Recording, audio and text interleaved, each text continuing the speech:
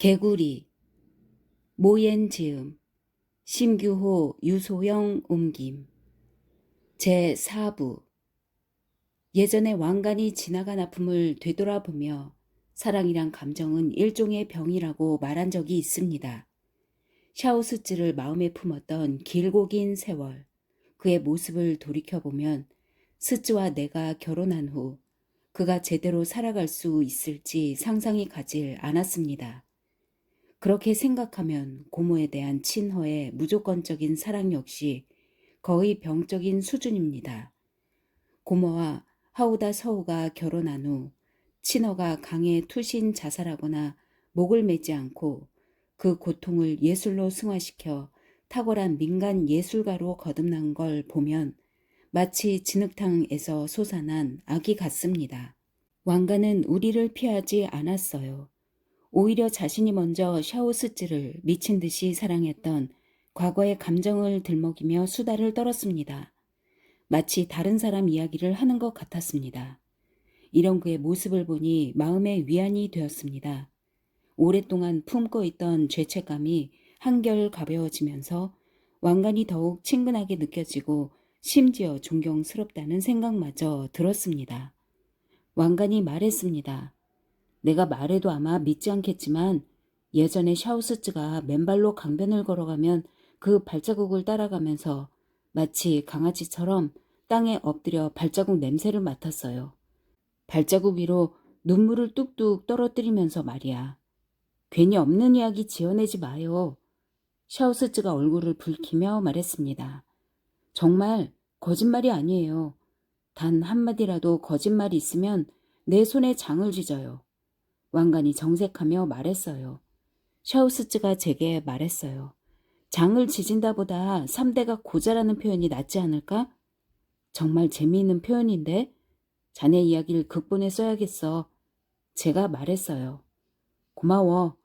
왕관이란 바보가 했던 우스꽝스러운 짓들을 모조리 집어넣어. 난 이야기거리가 많잖아. 왕관이 말했습니다. 내 이야기를 쓰면 당신 원고 다 태워버릴 거예요. 샤우스즈가 말했어요.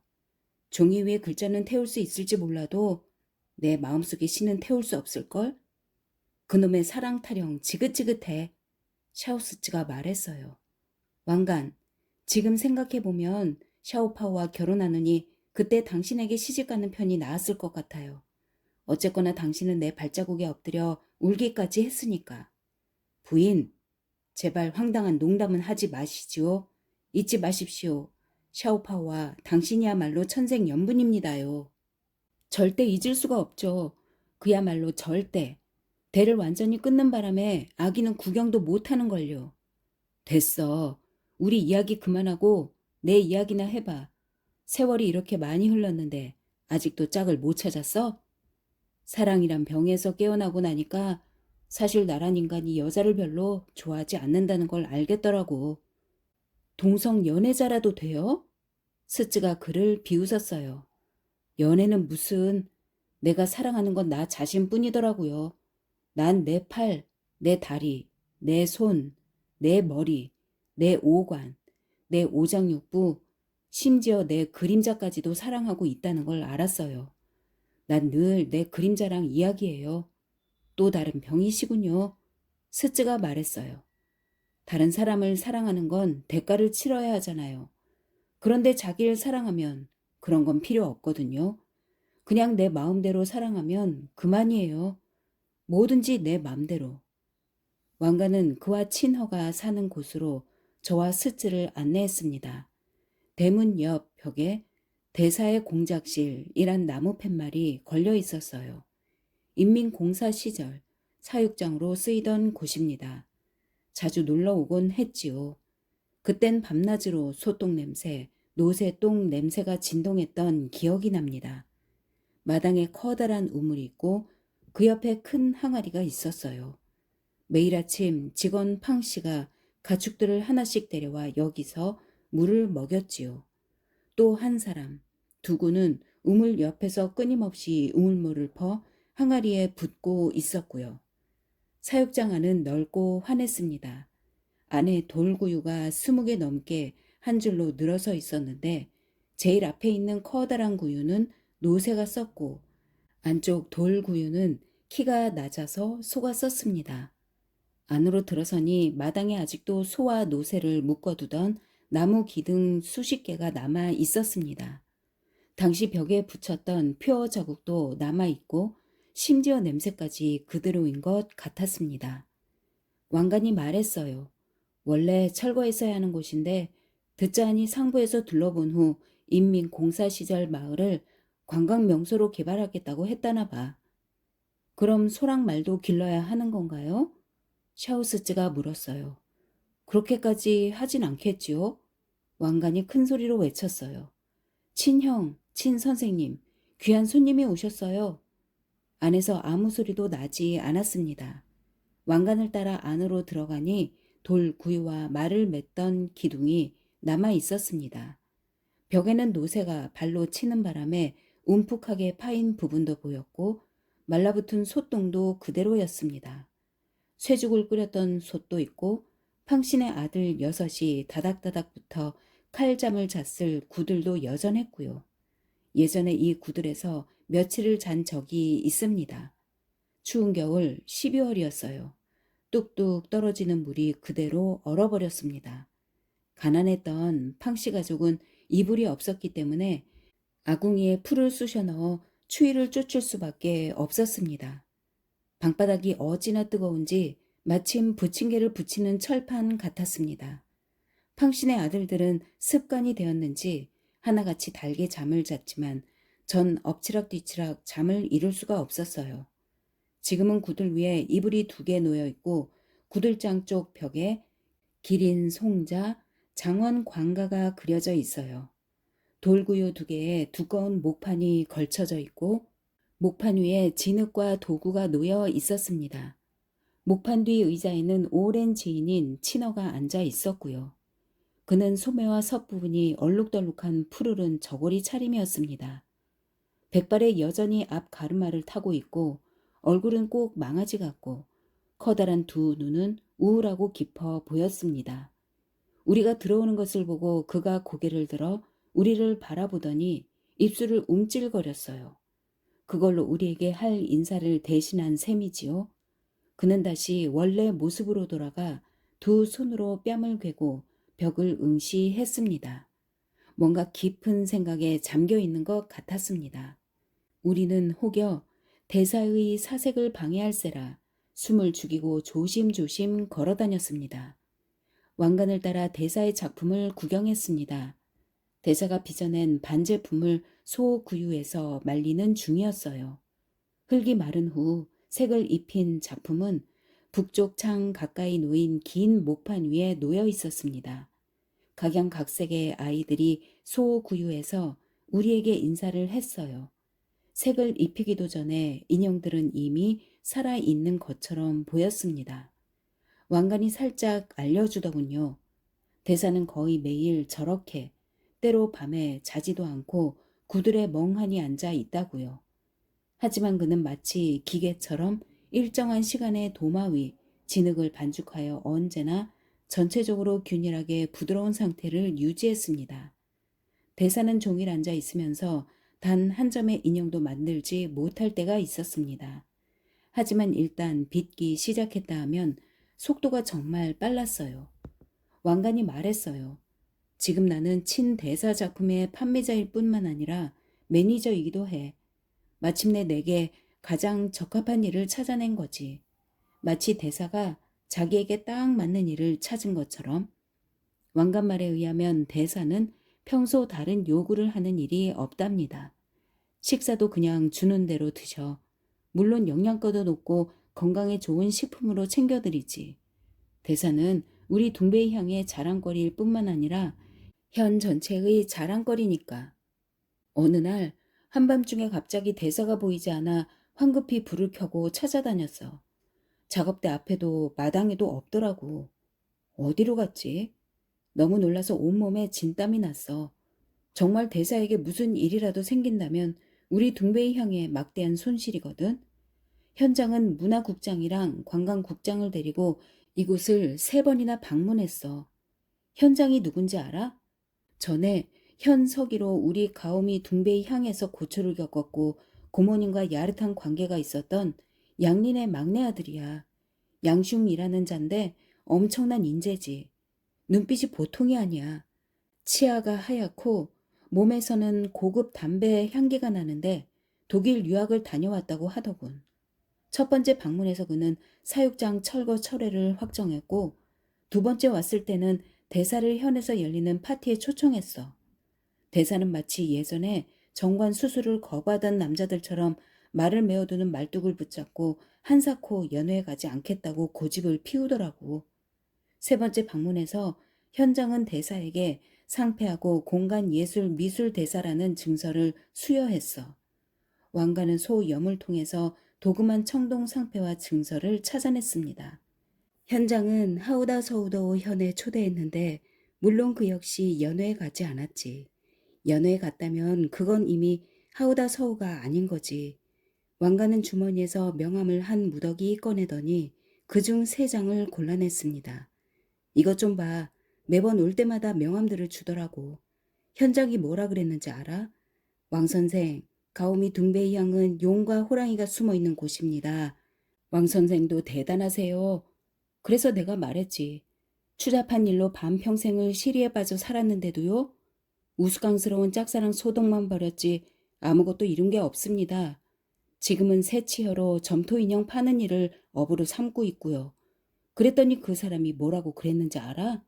반평생 혼신을 다해 연애했다는 것 자체로도 세상에 널리 알릴 만한 인물로 평가받아 마땅합니다. 가오미 둥베이 향에는 기인들이 참 많아요. 제가 보기엔 선생도 그중 하나인데요. 그 사람 정말 신세대 관리더라고. 예전에 우리가 보던 관리랑은 완전 딴판이야. 다음에 또 오면 만나게 해줄게. 하여간 현장이 나에게 준 임무가 대사를 보필하고 그의 안전을 책임지는 거야. 그런데 오밤중에 대사가 없어졌으니 난리가 난 거지. 정말 식은땀이 주르르 흘러내리더라고. 대사에게 무슨 병고라도 생기면 현장한테 뭐라고 해? 난 멍하니 부뚜막에 앉아 달빛이 마치 강물처럼 실내로 흘러드는 것을 바라보고 있었어. 귀뚜라미 몇 마리가 맑게 우는데 뭔가 처량한 느낌이 드는 거 있지? 그때 말 여물통에서 기괴한 웃음소리가 들렸어. 자리에서 벌떡 일어나 여물통을 들여다보니까 대사가 그 안에 벌렁 누워 있더라고.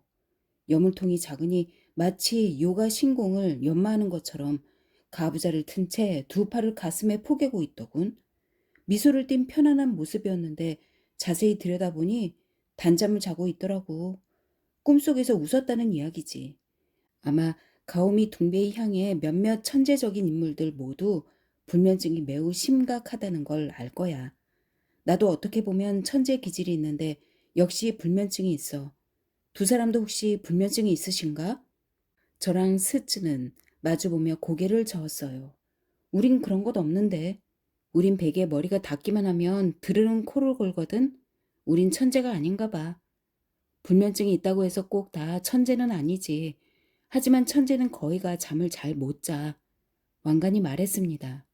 고모님 불면증이 이 지역에서는 유명하지. 깊은 밤 사방이 고요할 때 넓은 들판에 종종 허스키한 노랫소리가 울려 퍼지는데 바로 고모님의 노랫소리지. 고모님이 밤에 산책하러 나가면 하우다 서우는 점토 인형을 만들어. 두 사람의 불면증은 주기적이야. 달의 주기에 따라 변하거든. 달빛이 밝아지면 밝아질수록 불면증도 심해지고 달빛이 잦아들면 쉽게 잠이 들어. 우리 멋진 신세대 현장이 하우다 서우의 인형에 달빛 인형이라는 이름을 달아주었어. 교교한 달빛을 조명 삼아 하우다 서우가 인형을 빚고 있는 광경을 촬영하도록 현 지역 텔레비전 방송국 사람을 보냈더라고. 두 사람 못 봤지? 그래도 걱정하지 말게. 젊은 현장이 직접 진두지휘한 가오미 둥베이 향의 기인이란 시리즈물인데 이 시리즈의 첫 번째 방송이 하오 대사의 달빛 인형이었고 2회가 말구유 속 대사, 3회가 음유기인, 4회가 개구리 울음소리 가운데 노랫소리야. 보고 싶으면 말해. 전화 한 통이면 방송국에서 DVD를 보내줄 거야. 편집하지 않은 원본으로. 방송국에 너희 부부를 소재로 해서 프로그램을 만들어 달라고 할 수도 있어. 제목도 다 내가 생각해뒀지. 돌아온 방랑자. 저와 스츠는 마주 보며 웃었어요. 그의 표현이 이미 예술 창작의 경지로 들어섰다는 걸 알 수 있었습니다. 하지만 구태여 그런 말을 할 필요는 없었습니다. 말한들 무슨 소용이 있겠습니까? 우리는 그저 왕관의 말에 계속 귀를 기울였습니다. 그가 말했습니다. 수년 동안 불면증에 시달리던 대사가 드디어 말구유에서 잠이 들었어. 그것도 아주 깊이. 근심 걱정 하나 없는 갓난아기 같더라고. 수년 전 나무로 만든 말구유에 누워 강을 따라 떠내려온 갓난아기처럼.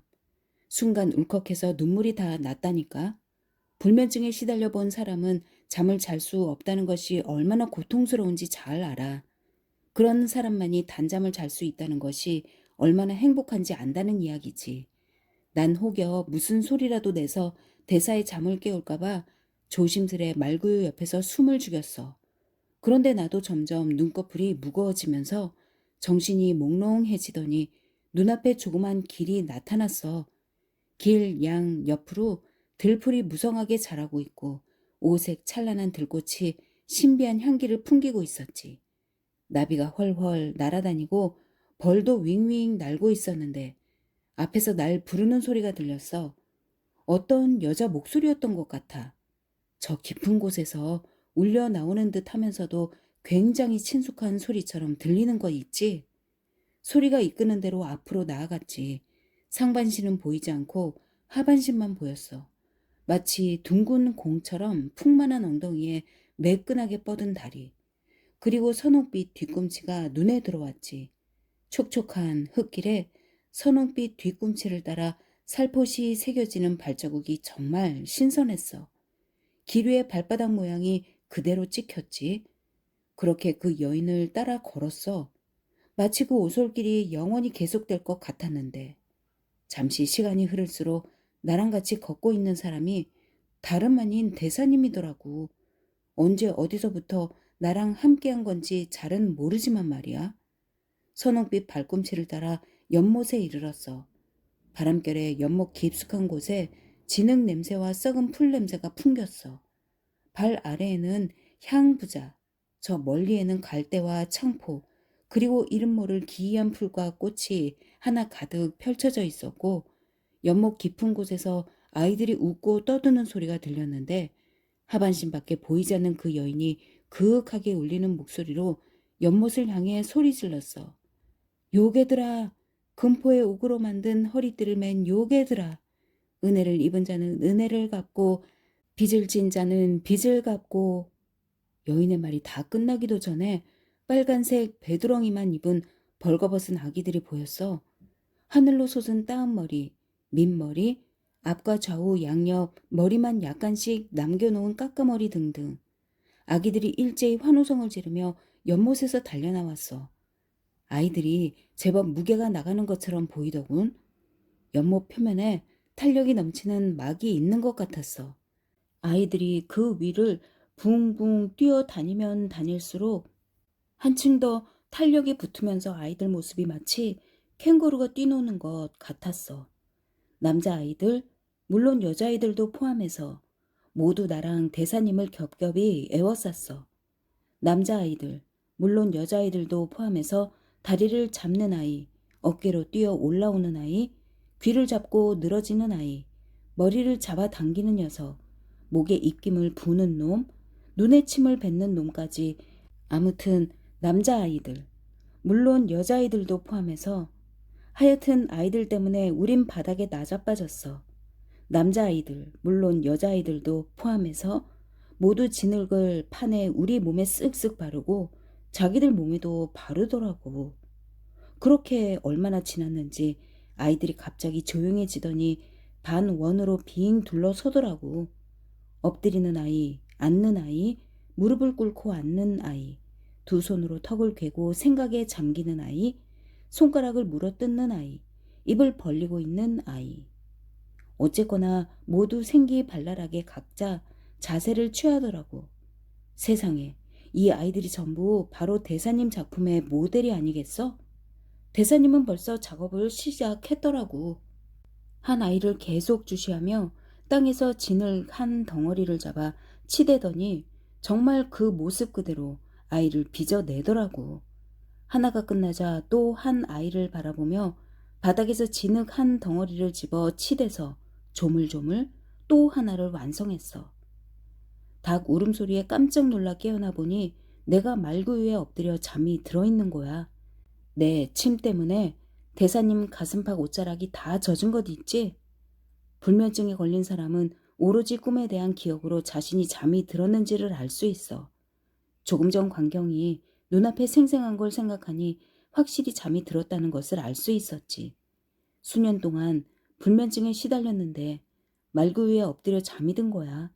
정말 축하할 만 희소식이잖아? 더더욱 기쁜 일은 바로 대사님이 주무셨다는 거지. 대사님이 재채기 하더니 천천히 눈을 떴어. 그리고 갑자기 무슨 중요한 일이 생각난 사람처럼 그 위에서 벌떡 일어나더라고. 막 동이 틀 무렵이었어.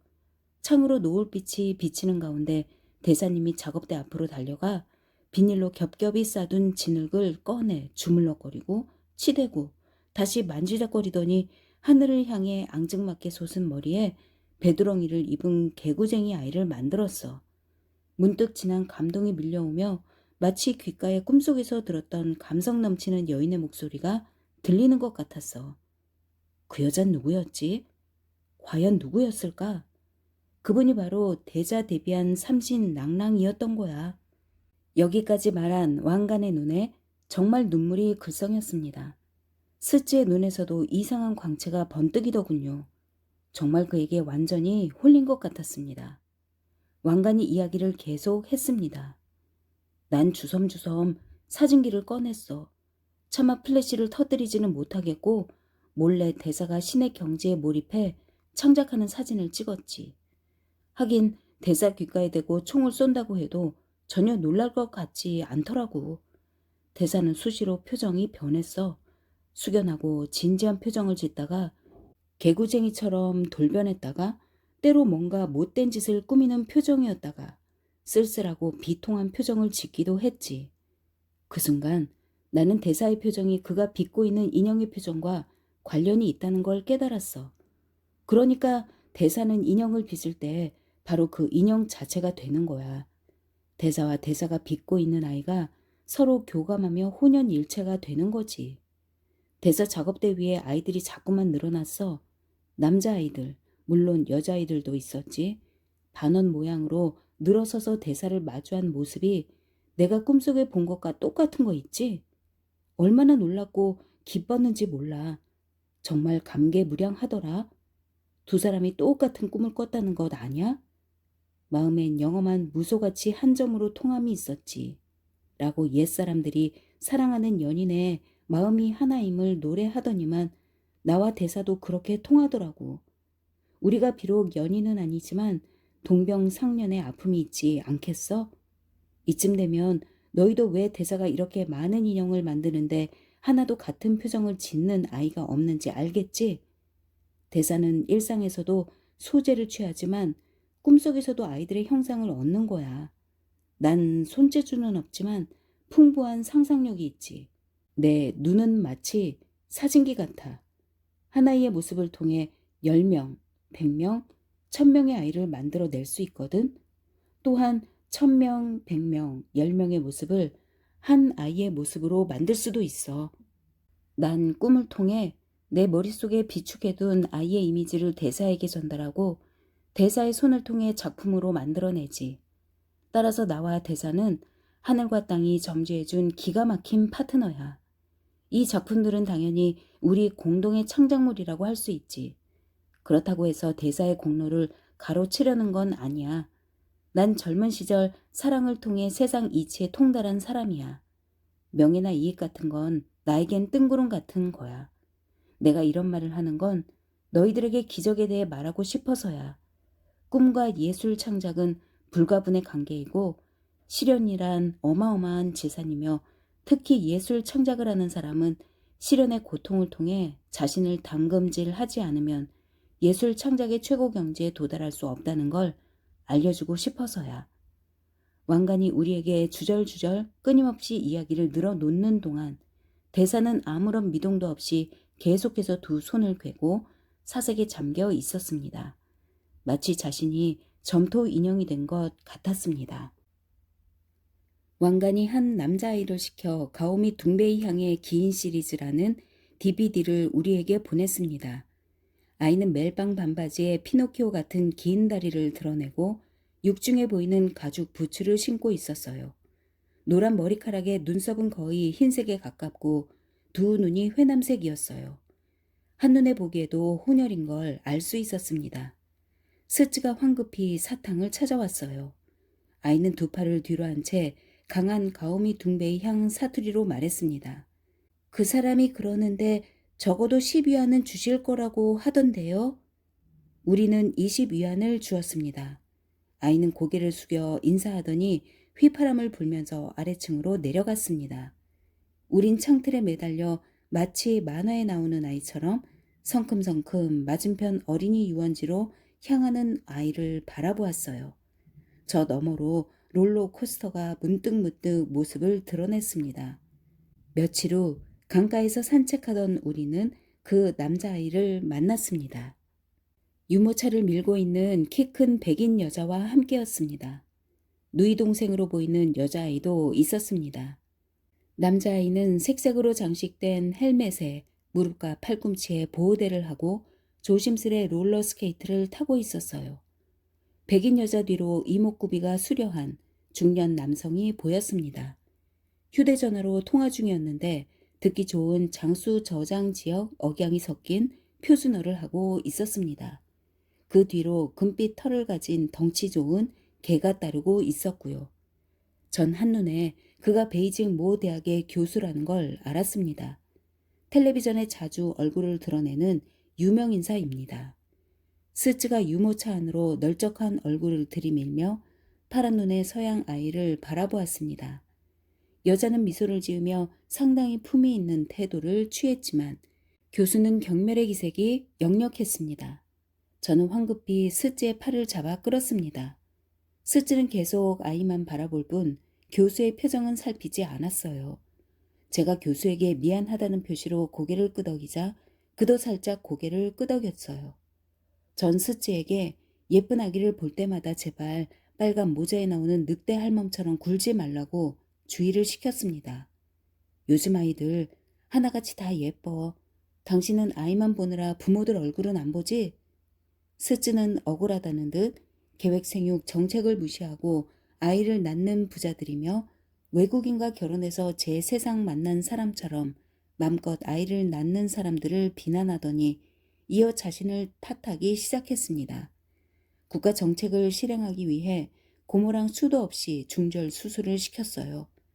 자연의 법칙을 거스르는 바람에 내가 벌을 받아 아기를 낳지 못하는 거예요. 그러더니 저에게 서양 여자랑 결혼해 혼혈아이나 한 무더기 낳았으면 좋겠다고 하더군요. 스츠가 말했어요. 정말 질투 안 해요. 정말요. 서양 여자랑 결혼해서 낳고 싶은 대로 맘껏 낳아요. 낳아서 나도 주고 내가 키워줄게요. 여기까지 말한 스츠의 두 눈에 눈물이 가득 고였습니다. 밭은 숨을 내쉬며 풍만한 가슴을 자꾸만 들썩였어요.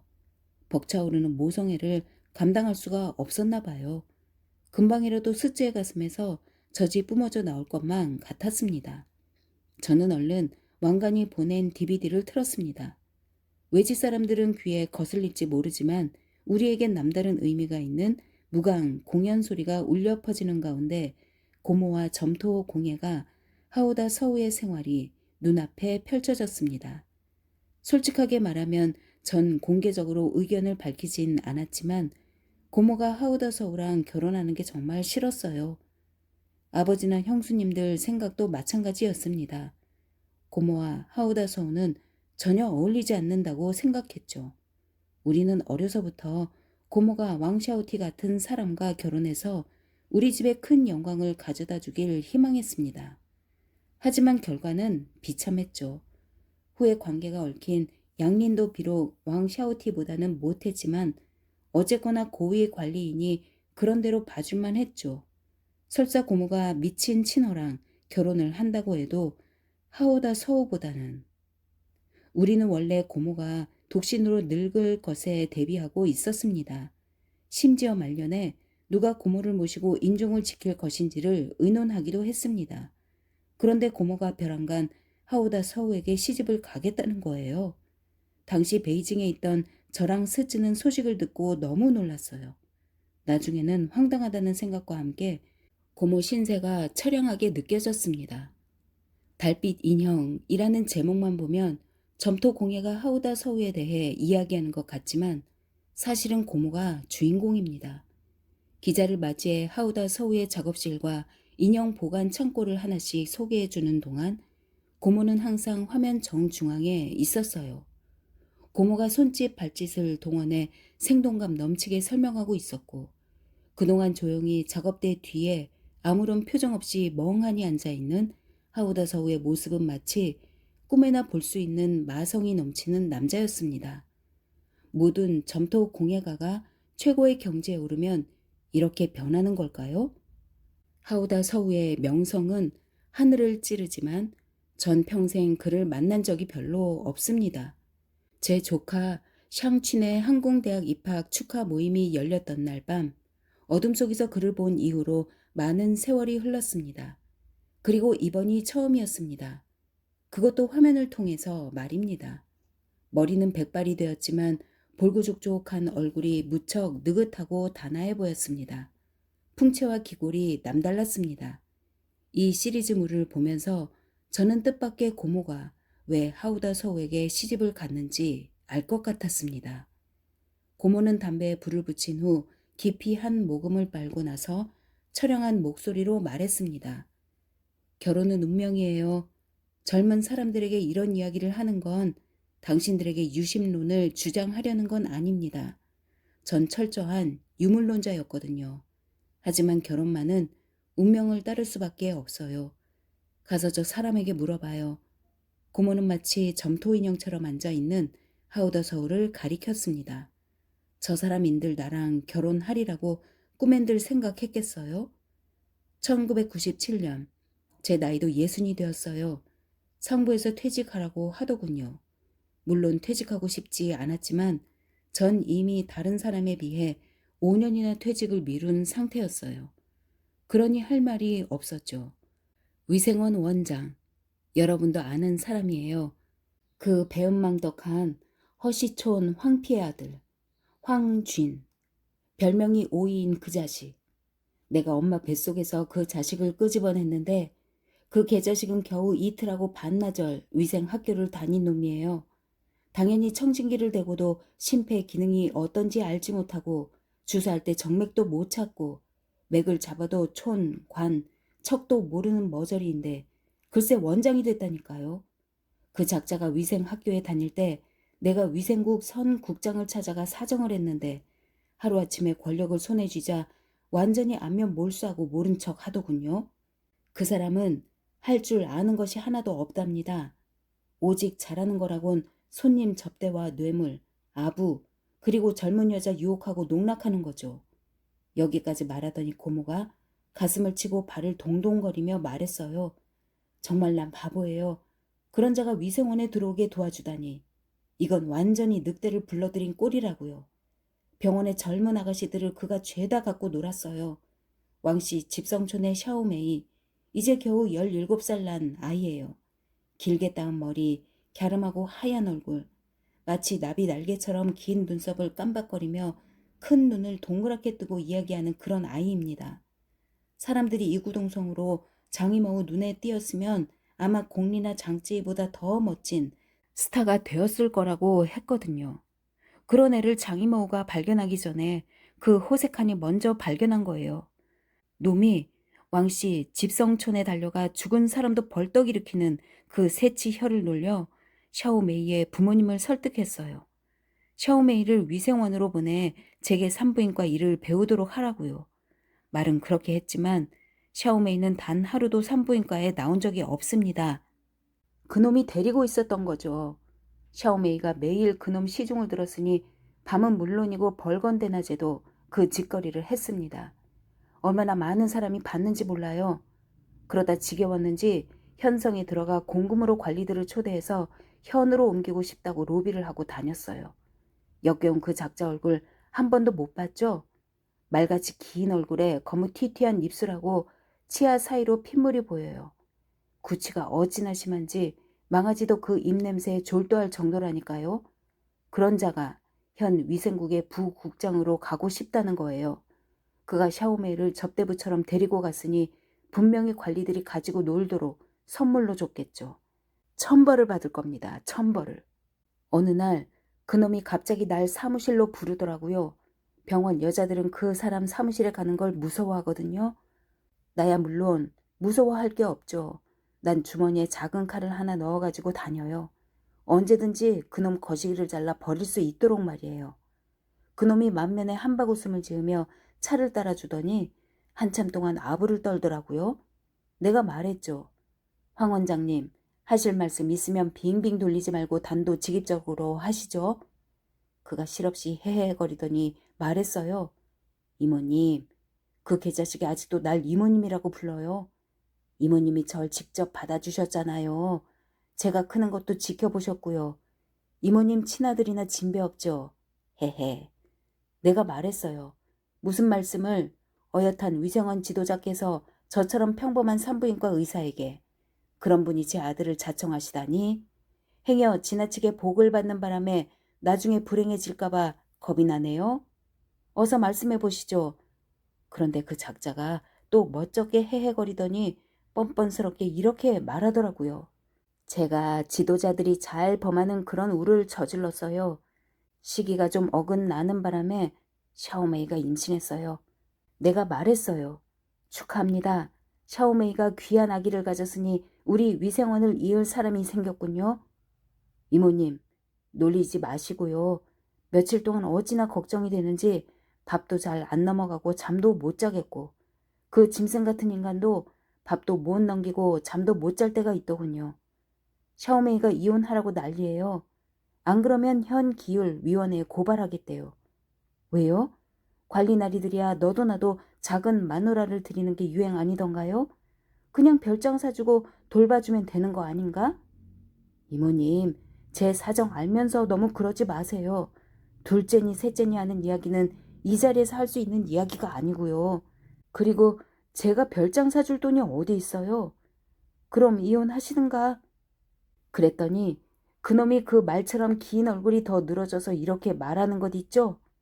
이모님 다 아시면서 장인어른하고 돼지 잡는 제 처남들이 모두 무지막지 하잖아요. 그 사람들이 이 일을 알았다면 전 그날로 목이 달아나요. 하지만 명색이 원장님 아닌가? 고위 간부께서. 됐어요 이모님. 이 조그만 시골 원장이 이모님 눈에는 아무것도 아닌 것처럼 보이죠? 그만 비꼬세요. 제발 방법 좀 생각해 주세요. 나한테 무슨 방법이 있다고 그래요? 샤오메이가 이모님을 존경하잖아요. 몇 번이나 저에게 이모님을 존경한다고 말했어요. 아마 다른 사람 말은 안 들어도 이모님 말은 들을 거예요. 나더러 뭘 어떻게 하라고? 제발 말 좀 해주세요. 그 아이 지우라고요? 이봐 오이. 열불이 나서 이야기했죠. 이제는 날벼락 맞을 그런 몹쓸 짓 난 안 해. 평생 이 손으로 지운 아기가 2,000명이 넘어. 이런 일 다시는 안 한다고. 아빠들 준비나 해. 그 애 얼마나 예뻐. 샤오메이가 애를 낳으면 정말 예쁠 거야. 얼마나 잘된 일이야? 가서 샤오메이에게 이야기해. 산딸 되면 내가 아기 받아주겠다고. 그렇게 하고 휙 나와버렸어요. 정말 통쾌하더라고요. 하지만 사무실로 돌아와 앉아서 물 한 잔 마시고 생각해보니 마음이 괴로운 거예요. 오이 이 나쁜 자식, 씨를 말려 버리는 게 좋아. 샤오메이 같은 아이가 그런 독장의 자식을 낳다니 정말 안타까운 일이란 생각이 들었어요. 그렇게 많은 아이를 받는 동안 내가 내린 결론이었어요. 좋은 사람, 나쁜 사람을 결정짓는 원인 가운데 반은 후천적인 교육이고 반은 유전이라는 거죠. 당신들은 혈통론에 반대할지 몰라요. 하지만 이건 제가 실천적 경험을 통해 얻은 진리입니다. 오이 녀석 같은 독종의 씨는 태어나자마자 사찰에 데려다 기른다 해도 아마 커서 바람둥이 스님이 될 거예요. 샤오메이 때문에 마음이 괴로웠지만 그 애를 대상으로 사상 공작을 펼칠 수도 없고 오이 그 개자식이 편안하게 마음의 짐을 내려놓도록 할 수도 없었어요. 차라리 세상에 바람둥이 스님을 하나 더 만들고 말지. 하지만 결국 난 샤오메이의 중절 수술을 해주고 말았습니다. 샤오메이가 직접 부탁을 하더라고요. 그 애가 내 앞에 무릎을 꿇고 내 다리를 잡더니 눈물 콧물 다 흘리는 바람에 내 바지까지 다 더러워졌어요. 샤오메이가 울면서 말했어요. 고모님, 제가 속았어요. 그놈에게 속았어요.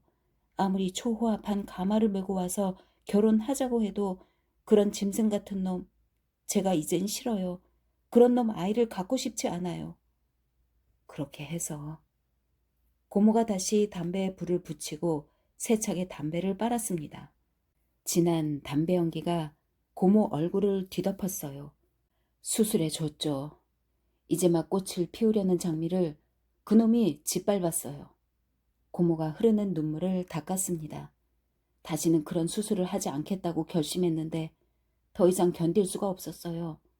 설사 그 아이 뱃속에 털 달린 원숭이가 들어있다고 해도 하지 않았을 거예요. 흡인기 소리만 들어도 마치 커다란 손이 내 심장을 움켜쥐는 것 같아요. 어찌나 고통스러운지 땀이 삐질삐질 나면서 눈앞에 별이 보였어요. 수술이 끝나고 그냥 바닥에 쓰러져 버렸죠. 아이고, 사람이 나이가 들면 이렇게 자꾸 말이 샛길로 빠지더라. 한참을 떠벌렸는데 아직도 내가 왜 하우다 서우와 결혼했는지 말하지 않았네. 퇴직하겠다고 선포한 그날이 음력으로 7월 15일이었어요. 어이 그놈이 날 붙들고 싶었나 봐요. 퇴직한 후에도 계속 나오면 한 달에 800위안씩 주겠다는 거 있죠? 그놈 면상에 침을 뱉었어요. 이 잡종 새끼야. 이 고모님이 이제껏 죽기 살기로 일했어. 몇 년 동안 위생원 수입 가운데 80%는 내가 번 거야. 온갖 동네에서 위생원에 진찰받으러 오는 사람들이 모두 날 보고 오는 거 몰라? 내가 돈 벌고 싶으면 1000위안, 2000위안은 못 벌 것 같아. 그런데 고작 800위안 가지고 날 매수하겠다고? 농민공도 그것보다는 더 벌어. 반평생 너무 열심히 일해서 이젠 일 안 하고 쉬련다. 가오미 둔베이에 돌아가 요양이 날 거야. 그랬더니 그놈이 화가 나서 몇 년 동안 온갖 편법을 동원해서 날 괴롭히는 거예요. 하지만 산전수전 다 겪어본 나 아닙니까? 어렸을 때 일본 놈들도 무서워하지 않던 내가 70이 넘어서 이제 와서 그 개자식을 무서워하겠어요? 그렇지, 본론으로 들어가서 왜 하오 씨랑 결혼했느냐고 했죠? 그건 개구리 사건부터 이야기해야 해요. 퇴직하기로 한 그날 밤, 오랜 동료들하고 호텔에서 한상 거하게 먹고 있을 때였어요. 그날 밤 내가 좀 취했죠. 사실 그렇게 많이 마시지도 않았는데 술이 별로 안 좋았나 봐요. 식당 새끼 사장, 그러니까 제바이 좌의 아들 제샤우체가 새끼 사장인데 바로 1963년 고구마 아이 세대 가운데 한 사람이죠. 걔가 날 대접한다고 우량의 한 병을 가져왔어요. 한데 그놈의 우량회가 가짜였나 봐요. 찻사발로 절반 정도 마셨는데 머리가 어지럽고 눈이 빙글빙글 돌고 천장이 뒤집히더라고요. 같이 술을 마시던 사람들도 하나씩 다 고꾸라지고 제 샤오체도 입에 거품을 물고 눈이 완전히 뒤집혔어요. 그렇게 휘청거리며 병원 숙소로 돌아갔습니다. 그런데 분명 숙소로 돌아가려 했는데 저도 모르게 웅덩이가 있는 쪽으로 걸어갔나 봐요. 양쪽으로 갈대가 수북이 자라고 여기저기 물 구덩이가 있는 구불구불 오솔길을 따라갔을 거예요. 물구덩이가 달빛을 받아 반짝반짝 빛나는 모습이 마치 유리 같았어요. 두꺼비, 개구리가 꽥꽥, 개굴개굴 정신없이 울었어요. 한쪽이 그치면 다른 한쪽에서 울기 시작하고 그렇게 번갈아 가며 우는데 마치 주거니 받거니 노래를 부르는 것 같았어요. 한순간 사방팔방에서 모두 일제히 울기 시작했어요. 어찌나 개굴개굴 꽥꽥 울어대는지 소리가 하나로 모여 그대로 하늘에 솟구치는 것 같았습니다. 잠시 후 소리가 멈추고 사방이 고요해졌어요. 그냥 풀벌레 소리만 들리더라고요. 왕진을 가느라 수십 년 동안 밤길을 걸었지만 한 번도 무서워한 적이 없습니다. 그런데 그날 밤은 정말 무서웠어요. 원래 개구리 소리가 북소리 같다고들 하거든요. 하지만 그날 개구리 소리는 곡소리 같았어요. 마치 수없이 많은 갓난아기가 울고 있는 것 같았어요. 나는 원래 아기 태어날 때 들리는 첫 번째 울음소리를 가장 좋아했습니다. 산부인과 의사에게 갓 태어난 아기의 울음소리는 세상에서 가장 감동적인 음악이거든요. 하지만 그날 밤 들었던 개구리 울음소리엔 원한과 굴욕이 깃들어 있는 것 같았어요. 마치 상처 입은 수많은 아기의 정령이 호소하는 것 같았다니까요. 그날 마신 술이 순식간에 모두 식은땀이 되어 솟구쳐 나오는 것 같았습니다. 제가 술에 취해 환각을 일으켰다고 생각하지 마세요. 땀이 난 후에 약간의 두통 증상 이외에는 정신이 말짱했으니까요. 질척거리는 오솔길을 따라 개구리들의 울음소리에서 도망치려고 애를 썼습니다. 그런데 도저히 벗어날 수가 없는 거예요. 아무리 빨리 달려도 꽥꽥거리는 처량하고 원한에 가득한 울음소리가 사방팔방에서 절 자꾸만 얽어매는 겁니다. 달아나고 싶은데 꼼짝할 수가 없었어요. 오솔길 진창이 마치 젊은 사람들이 뱉은 껌처럼 신발 밑바닥에 딱 붙어서 다리를 들어 올릴 때마다 젖먹던 힘까지 다해야 했습니다. 신발 밑바닥과 길바닥이 은빛 실로 이어져 있었어요. 그 선들을 끊어 버리려고 몸부림쳤지만 발이 닿을 때마다 다시 새로 실이 생겼어요. 신발을 버리고 그냥 맨발로 진창을 달렸습니다. 하지만 맨발로 걷자 진창길이 더 가깝게 느껴지면서 마치 은색실에 빨판이 생겨난 것처럼 발바닥에 찰싹 달라붙어서 살을 찢어 버릴 것 같더라고요. 바닥에 무릎을 꿇고 마치 거대한 청개구리처럼 기어갔어요. 지늘기, 무릎, 종아리, 손바닥에 모두 달라붙었어요. 그때 무성한 갈대밭 깊은 곳, 은빛 수련 잎들 사이에서 수많은 청개구리가 튀어나왔습니다. 온몸이 푸른색인 것도 있고 전체가 황금색을 띠는 것도 있고 전기 다리미만큼 큰 것도 있고 대추씨처럼 작은 것도 있었어요. 샛별 같은 눈을 가진 것도 있고 파달 정도 크기의 눈을 가진 것도 있었죠. 사방팔방에서 파도처럼 밀려오는 분노의 울음소리로 나를 겹겹이 에워싸더라고요. 단단한 입으로 내 살을 쪼고 날카로운 발톱이 자라난 발로 살을 잡아 뜯으며 등으로 목으로 머리로 뛰어 올랐어요. 무게를 이기지 못한 나는 바닥에 그대로 뻗어버렸어요. 가장 큰 공포는 개구리들이 물어뜯고 잡아당기는 것이 아니라 그 차갑고 끈끈한 백가죽이 내 피부에 닿는 것이었어요. 정말 말할 수 없을 정도로 구역질이 났어요. 개구리들이 내 몸에 끊임없이 오줌을 쌌는데 아마 정액이 분사되어 나왔나 봐요. 갑자기 큰 할머니가 이야기해준 개구리 이야기가 생각났어요. 처녀 하나가 밤에 강둑에서 바람을 쐬다가 자기도 모르게 잠이 들었대요. 꿈속에 푸른 옷을 입은 청년과 잠자리를 같이 했는데 꿈에서 깬 후 임신을 했고 후에 새끼 개구리를 한 무더기 낳았대요. 그 이야기가 생각나자 저는 바닥에서 벌떡 일어났어요. 극도의 공포로 엄청난 괴력이 생기더라고요. 내 몸에 엎드려 있던 개구리들이 진흙덩이처럼 우수수 떨어졌어요. 하지만 아직도 엄청난 개구리들이 옷이랑 머리카락을 죽어라 붙잡고 있었고 그중 2마리가 내 귓불을 물었어요. 무시무시한 귀걸이가 달려있는 것 같았습니다. 앞으로 그냥 달리는데 왜 갑자기 지면의 흡착력이 사라졌는지 모르겠더라고요. 달려가면서 몸을 털고 2 손으로 자꾸만 떼어냈어요. 개구리 한 마리를 잡을 때마다 날카로운 비명이 절로 나왔습니다. 개구리들을 세차게 털어버렸어요. 귀에 매달린 개구리 2마리를 떼어낼 땐 마치 귀가 찢어지는 것 같았어요. 귓불을 물고 늘어지는 모양이 마치 굶주린 아이가 엄마 젖꼭지를 무는 것 같았어요. 고모는 그렇게 고래고래 비명을 지르며 달렸답니다.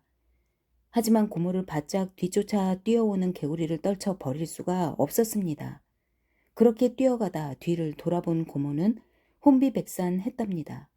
수많은 개구리가 엄청난 대군이 되어 소리를 지르고 뛰어오르고 서로 부딪히고 부대끼며 마치 탕류처럼 빠른 속도로 몰려오고 있더래요. 게다가 길가에서 개구리들이 튀어나와 일부는 고모 앞에 대오를 형성해 달려들었지요. 고모는 그날 원래 큼지막한 검은색 실크 치마를 입고 있었는데 고모를 기습한 개구리들이 치마를 갈기갈기 찢었습니다. 그렇게 길쭉길쭉하게 치마를 찢어가진 개구리들이 한 입에 치마 조각을 삼키더니 목이 메어 안절부절 못하고 뒹굴다 허연 배를 드러내었답니다. 강변까지 달려간 고모의 눈에 달빛을 받아 온통 은빛으로 반짝이는 조그만 돌다리가 들어왔습니다. 몸에 걸치고 있던 치마는 이미 개구리들이 모조리 뜯어 젖히는 바람에 거의 반나체로 다리까지 뛰어갔는데 그 순간 하우다 서울을 만났습니다. 창피고 뭐고 따질 겨를이 없었어요. 아니, 제가 엉덩이를 거의 다 드러내고 있다는 것조차 생각할 수가 없었거든요. 그때 커다란 도롱이를 걸치고 삿갓을 쓴 사람 하나가 다리 중앙에 앉아서 은빛 찬란한 뭔가를 뭉치고 있었어요. 나중에야 그게 진흙 덩어리라는 걸 알았죠. 달빛 인형을 만들 때는 반드시 달빛을 받은 흙이 필요하거든요. 그땐 그 사람이 누군지도 자세히 볼 틈이 없었습니다. 누구든 그저 사람이기만 하면 구세주가 따로 없었습니다. 그 사람 품으로 달려가 힘껏 도롱이 안으로 파고들었어요. 등 뒤로 비릿한 개구리의 싸늘하고 오싹한 느낌이 옥죄어 오는 가운데 그 사람의 따뜻한 가슴이 느껴졌어요. 난 소리 질렀어요. 아저씨, 제발 살려줘요. 그리고 기절해버렸어요. 고모의 장황한 이야기를 듣는 동안 우리는 개구리가 떼를 지어 몰려드는 광경을 떠올리며 등골이 서늘해졌습니다. 카메라가 다시 하우다 서울을 잡았지만 그는 꼼짝하지 않고 조각상처럼 그대로 조용히 앉아 있었어요. 이어 점토 인형을 클로즈업 하면서 이와 함께 강가 조그만 돌다리에 원경이 보이고 다시 카메라가 고모의 얼굴을 그리고 입을 비췄습니다. 고모가 말했어요. 깨어나 보니 내가 하우씨 배에 누워 있더라고요. 남자 옷을 걸치고요. 그 사람이 녹두탕을 두 손으로 받치고 날 먹여줬어요. 녹두향을 맡으니 정신이 돌아오더군요. 한 그릇 다 마시고 나니 온몸에 땀이 흘렀어요. 몸 이곳저곳에서 바짝바짝 열이 나면서 통증이 느껴졌어요. 하지만 비명이 절로 나오는 싸늘하고 끈끈한 느낌은 점차 사라졌어요. 몸에 포진이 쫙 번졌는데 따끔거리고 가렵고 아프고 난리도 아니었어요. 그러더니 고열이 나면서 헛소리를 했대요. 하우씨의 녹두탕을 먹고 그 고비를 넘기자 피부가 한꺼풀 벗겨지면서 뼛속까지 조금씩 통증이 느껴졌어요. 황골 탈태에 대한 이야기를 들은 적이 있는데 내가 이른바 그런 황골 탈태를 한 거죠. 아프고 난 후 하우씨에게 말했어요. 오빠, 우리 결혼해요. 거기까지 말한 고모의 얼굴이 눈물로 범벅되어 있었습니다. 이어 화면에 고모와 하우다 서우가 함께 인형을 만드는 모습이 보였습니다. 고모는 눈을 감고 마찬가지로 눈을 감은 채 흙을 쥐고 있는 하우다 서우에게 말했습니다. 이 인형은 성이 관, 이름은 샤오슝. 아버지 키는 1m 79cm, 긴 얼굴에 하관이 넓고 외꺼풀에 귀가 크고 코가 크고 콧등이 낮음. 엄마는 1m 73cm, 목이 길고 하관이 좁고 광대뼈가 나오고 쌍꺼풀에 눈이 크고 코끝은 날카롭고 콧날이 오뚝해. 아이는 엄마를 많이 닮고 아빠를 약간 닮고. 고모가 이렇게 이야기를 하는 사이 관 샤오슝이라는 남자아이가 하우다 서우의 손끝에서 태어났습니다. 카메라가 인형을 클로즈업 했습니다. 전 얼굴이 맑고 깨끗하면서도 뭔가 말로 할 수 없는 슬픔이 느껴지는 인형을 바라보았습니다. 저도 모르게 눈물이 왈칵 솟구쳤습니다. 스즈와 함께 중미 합자로 지어진 산부인과 소아과를 둘러봤습니다. 스즈는 여기서 일하고 싶은데 방법을 찾지 못해 고심 중이었어요. 로비에 들어서자 병원보다는 고급 회원제 클럽 같다는 느낌을 받았습니다. 무더운 여름이었는데도 로비는 상쾌하고 시원했습니다. 우아하고 감미로운 배경음악이 흐르는 가운데 산뜻한 꽃향기가 가득했어요. 로비 맞은편 벽에 하늘색 병원 로고와 함께 분홍색으로 커다랗게 글씨가 적혀 있었습니다. 믿음으로 함께하는 평생 약속. 하얀 가운에 하얀 모자를 쓴 아름다운 아가씨 둘이 손님을 맞이했습니다. 얼굴 가득 웃음을 머금었는데 목소리도 무척 상냥했어요. 하얀 가운과 하얀 테 안경을 쓴 중년 여자가 우리 곁으로 다가와 친절하게 물었습니다. 도와드릴까요? 제가 말했어요. 아니요, 그냥 둘러보려고요. 그 여자는 우리를 로비 오른쪽 휴게실로 데려갔습니다. 넓은 등나무 의자가 놓여 있는데 의자 옆 간이 서가에는 산모와 아기에 관한 멋진 잡지들이 가득 꽂혀 있고 탁자 앞 다탁에는 세련된 병원 소개책자가 놓여 있었습니다. 여자는 생수대에서 차가운 물 2잔을 가져다 주고 미소를 머금은 채 우리 곁을 떠났습니다. 자료에는 훤한 이마에 눈썹이 시원하게 뻗어 있고 눈빛이 매우 자상하며 무태 안경을 쓰고 하얗고 가지런한 치아를 드러낸 채 자상하게 웃고 있는 중년 여의사가 나와 있었습니다. 가슴 앞에는 사진이 박힌 카드가 달려 있고 왼쪽 어깨 위쪽으로는 중미 합자 산부인과, 소아과는 여러분이 꿈꿔왔던 신개념 산부인과, 소아과 병원입니다. 정성과 친절, 따뜻함이 가득한 가족 같은 분위기에서 품격 있는 서비스를 누려보십시오. 라고 적혀 있었습니다. 또한 오른쪽 어깨 위쪽으로 이런 글씨가 적혀 있었지요. 1948년 세계 의사회 총회에서 채택된 제네바 선언을 철저하게 준수합니다.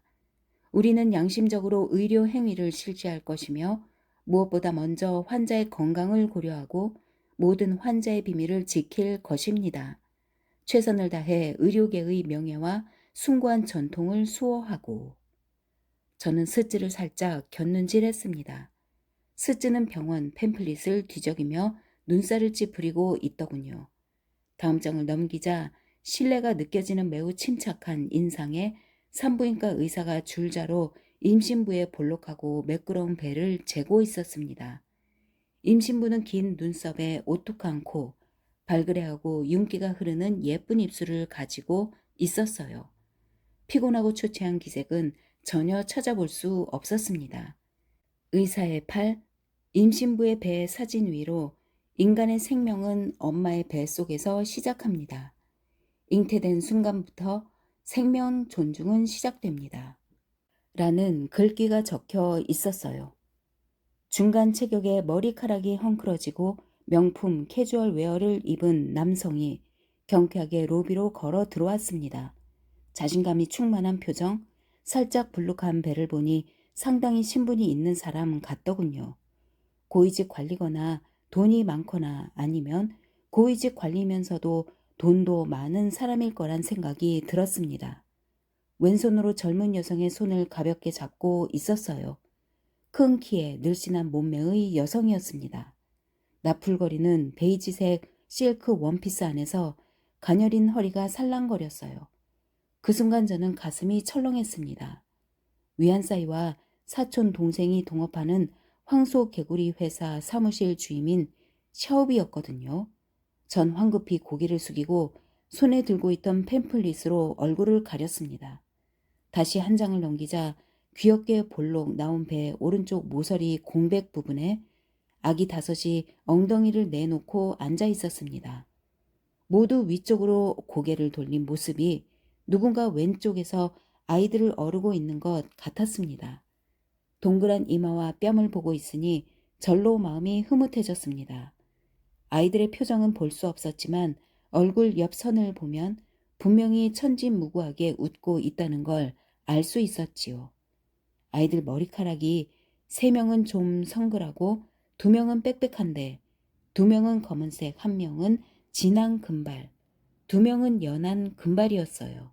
아이 둘은 귀가 아주 컸어요. 귀가 크면 복이 많다고 하더군요.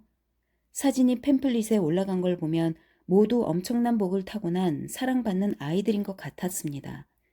대략 생후 5개월 정도 된 것 같았어요. 이제 막 앉는 법을 배우기 시작한 아이들이라 허리를 살짝 구부리고 앉은 모습이 약간 불안해 보였어요. 모두 아기 돼지처럼 동글동글하고 팔 사이로 볼록한 뱃살이 보였습니다. 한 가운데가 살짝 올라간 엉덩이들이 나란히 자리한 모습이 정말 귀여웠어요. 아이들 왼쪽 공백 부분에 가족 중심의 산부인과 서비스, 임산부와 최고 수준 의료진의 소통을 중요하게 생각하며 임산부에 대한 의학 지식 교육을 강조합니다. 라고 적혀 있었지요. 그 중년 남자와 샤오비가 안내 데스크에서 직원과 잠시 이야기를 나누더니 우아한 여성의 안내를 받으며 로비 왼쪽에 앉았습니다. 그곳은 귀빈 접대실로 등이 높은 포도주색 소파가 놓여 있고 소파 앞 테이블에는 자홍빛 장미가 꽂혀 있었습니다. 앉아있던 남자가 재채기 했습니다. 그의 재채기 소리에 저는 자리에서 튀어 일어날 뻔했어요. 괴상하고 특이한 재채기 소리가 마치 뇌관이 폭발한 것처럼 제 기억을 깨웠습니다. 설마? 의사가 인부의 상태, 태아의 상태, 인부의 영양과 운동에 대해 인부와 가족들과 자세하게 이야기를 나눌 겁니다. 전 스츠에게 그 남자에 대해 이야기해주고 싶었습니다. 하지만 스츠는 열심히 책장만 넘기며 중얼거렸어요. 이게 어디 병원이야? 이렇게 비싼 병원에 누가 입원할 수 있겠어? 스츠는 샤오비와 남자를 등지고 앉은 상황이라 그들의 존재를 전혀 모르고 있었습니다. 아마도 눈에 너무 튄다고 생각했는지 남자가 일어나 샤오비를 데리고 로비 깊숙한 곳에 자리한 커피숍으로 갔습니다. 그곳과 로비 사이에는 칸막이가 하나 있고 중앙에 잎이 짙푸른 몬스테라 화분 몇 개와 천장에 닿을 듯이 잎이 무성한 용나무 분재가 하나 있었어요. 벽에는 붉은색 벽돌 문이 벽지가 발리고 벽난로가 장식되어 있었습니다. 긴 테이블 뒤쪽 벽 격자장에는 이름난 술이 가득 채워져 있었고요. 검은색 나비 넥타이를 한 잘생긴 청년이 그곳에서 커피를 타고 있었습니다. 고급 커피향과 향긋한 꽃향기에 기분이 황홀해졌습니다. 그 밖에도 병원에서는 출산을 앞둔 인부들의 분만 연습을 위해 프로그램을 개설했습니다. 의료진이 인부의 상황에 따라 함께 분만 계획을 짜고 예비엄마, 교실 등 소통을 위한 세부적인 프로그램으로 임산부 여러분이 자신의 요구와 생각, 의문점들을 충분히 표현할 기회. 남자가 그곳에 앉아 커피를 들고 샤오비와 다정하게 이야기를 나누고 있었습니다. 맞아. 그 사람 맞아. 말하는 억양은 바꿀 수 있어도 무의식적으로 나오는 재채기 소리는 바꿀 수가 없지. 외꺼풀이 쌍꺼풀이 될 수는 있지만 아무리 고명한 수술로도 눈빛은 바꿀 수가 없다고. 20m 정도 떨어진 곳에서 그는 유유자적 담소를 나누고 있었지만 어릴 적 친구가 자신을 지켜보고 있으리라고는 꿈에도 생각지 못하고 있었습니다. 귀족적인 외양 속에 숨겨진 외꺼풀의 악랄하고 잔인한 샤오 샤춘의 모습이 차차로 드러나고 있었습니다. 가망이 없겠네. 스즈가 책자를 테이블에 내팽개치더니 몸을 뒤로 젖히며 울상이 되었습니다. 무슨 미국 박사니 프랑스 박사니 의과대학 교수니 전국 최고 수준의 의료진이 어쩌고. 난 여기 오면 화장실 변기통이나 닦아야. 고향 친구이고 오랫동안 함께 베이징에 살았어도 한 번도 그를 본 적이 없었습니다. 그가 대학을 졸업한 후 그의 아버지가 거리에서 우리 아들이 국무원으로 발령을 받았다며 큰 소리치고 다녔죠. 뒤에 듣자니 샤추는 국무원 사무실에서 몇 년 동안 일한 후 장관 비서가 되었고 그 후에 다시 모 지역에 가서 비정규 부서기가 되었다고 합니다. 그 후 공무원 옷을 벗고 부동산 업계에 투신하여 자산이 수십억이 넘는 갑부가 되었다나요? 그들을 안내했던 우아한 여자가 다시 그들을 데리고 로비 뒤쪽으로 향했습니다. 저는 책자를 닫고 표지를 바라보았어요. 의사의 손과 인부의 손이 인부의 볼록한 배 위에 포개져 있었습니다. 사진 위쪽으로 최고의 서비스로 인부와 아기를 가족처럼 모시겠습니다. 아늑한 분위기 속에서 최상의 진료와 서비스를 누리십시오. 라고 적혀 있었습니다. 병원을 나온 스즈는 기분이 축 처져 진부한 정치 표어 등을 동원해 가며 새로운 환경을 끊임없이 저주했습니다. 전 나름대로 생각을 하느라 말 상대를 하고 싶지 않았어요. 끊임없이 주절거리는 스즈의 넋두리를 도저히 참을 수가 없었습니다. 됐어, 사모님. 제발 질투 좀 그만해. 스즈는 뜻밖의 불쾌하기는커녕 쓴웃음을 짓더니 말했습니다. 나 같은 촌뜨기 의사는 위안 쌓이네. 회사에 가서 황소 개구리나 키워야겠어요. 말년을 편안하게 보내려고 온 거지 일하려고 온 게 아니잖아. 어쨌거나 일은 찾아야 하잖아요. 안 그러면 산후 도움이나 해요? 됐어. 내가 조금 전에 누굴 봤는지 알아? 누구요? 샤오 샤춘. 성형수술을 했지만 알아보겠더라고. 그럴 리가요. 돈을 그렇게 많이 벌었는데 왜 돌아와요? 잘못 본 거 아니에요? 사람들 눈은 속일 수 있어도 내 귀는 못 속여. 세상에 그런 재채기를 할 사람은 아무도 없어. 그리고 그 눈빛과 웃음소리도 바꿀 수 없고. 그럼 투자 때문에 왔나 보죠? 여기가 얼마 안 있으면 칭따오로 편입된대요. 일단 칭따오로 편입되면 땅값이랑 집값이랑 모두 대대적으로 오를 거 아니에요? 누구랑 같이 있었을 것 같아? 그걸 내가 어떻게 알아요? 샤오비. 누구요? 샤오비. 위안사인의 황소개구리 회사에서 본. 내가 그때 척 보고 알았다고요. 천박한 년. 아마 사촌 동생이랑 위안사이와도 그렇고 그런 사이일걸요?